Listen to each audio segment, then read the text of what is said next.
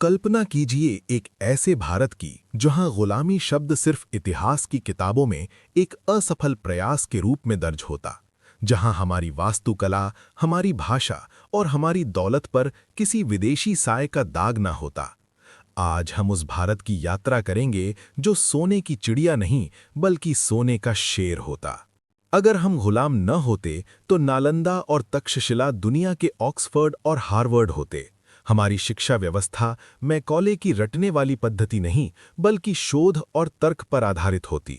Sanskrit coding की भाषा होती और आयुर्वेद आधुनिक चिकित्सा का आधार। ब्रिटिश शासन ने भारत से लगभग 45 ट्रिलियन डॉलर लूटे। सोचिए, वो धन अगर भारत में ही रहता। आज भारत की मुद्रा रुपया दुनिया की रिजर्व करेंसी होती। सूरत और मसूलीपट्टनम दुनिया के सबसे बड़े व्यापारिक बंदरगाह होते। बिना फूट डालो और राज करो की नीति के भारत के राजा और नवाब शायद एक भारतीय परिसंघ कॉन्फेडरेशन ऑफ इंडिया बना चुके होते। एक ऐसा लोकतंत्र जो पश्चिम की नकल नहीं बल्कि हमारी पंचायत व्यवस्था का आधुनिक स्वरूप होता। हमारा विज्ञान भौतिकवाद तक सीमित नहीं रहता, हम चेतना और अंतरिक्ष विज्ञान में सबसे आगे होते। इसरो आज मंगल पर बस्तियां बसा चुका होता और हमारे विमान प्राचीन विमानिका शास्त्र के सिद्धांतों पर आधारित होते। गुलामी ने हमारी मानसिकता को बदला, लेकिन हमारी आत्मा को नहीं। आज भी हम दुनिया का नेतृत्व कर रहे हैं, लेकिन अगर वो 200 साल न खोए होते तो आज मानव सभ्यता का भविष्य भारत के हाथों में होता। इतिहास गवाह है कि भारत की मिट्टी कभी सोना उगलती थी, लेकिन औपनिवेशिक शासन ने लगान के नाम पर हमारे अन्नदाताओं की कमर तोड़ दी।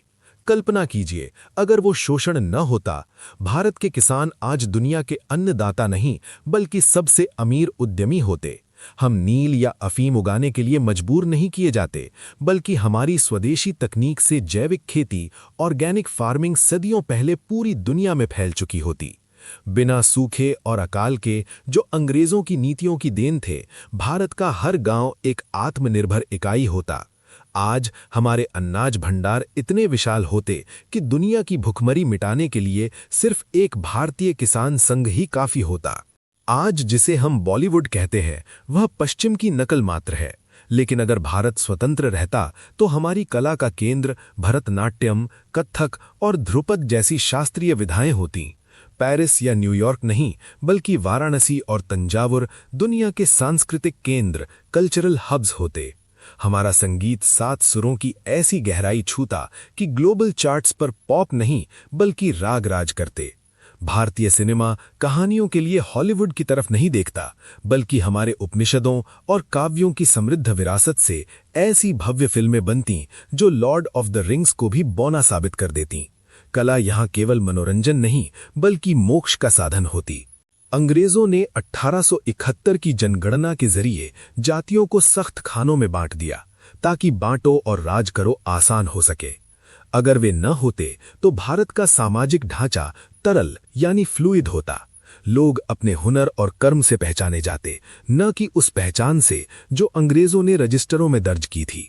हमारी सामाजिक व्यवस्था शायद वर्ण की विकृतियों को शिक्षा के जरिए सुधार चुकी होती।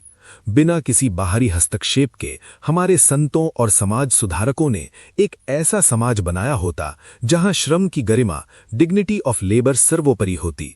सामाजिक भेदभाव कम होता क्योंकि हमारी अर्थव्यवस्था सहकारिता यानी कोऑपरेशन पर आधारित होती, न कि प्रतिस्पर्धा पर। ब्रिटिश रेलवे भारत के विकास के लिए नहीं बल्कि भारत को लूटने के लिए बनाई गई थी, बंदरगाहों तक कच्चा माल पहुंचाने के लिए। लेकिन एक स्वतंत्र भारत अपनी रेलवे खुद विकसित करता। हमारे इंजन कोयले के धुएं वाले नहीं बल्कि शायद चुंबकीय शक्ति या सौर ऊर्जा पर आधारित होते। हमारी ट्रेनें देश के दूर दराज के गांवों को जोड़ने के लिए होती, न कि केवल संसाधनों की निकासी के लिए। आज भारत के पास अपना बुलेट ट्रेन नेटवर्क 1950 के दशक में ही होता। हम तकनीक के खरीदार नहीं बल्कि दुनिया को तकनीक बेचने वाले टेक्नोलॉजी एक्सपोर्टर होते।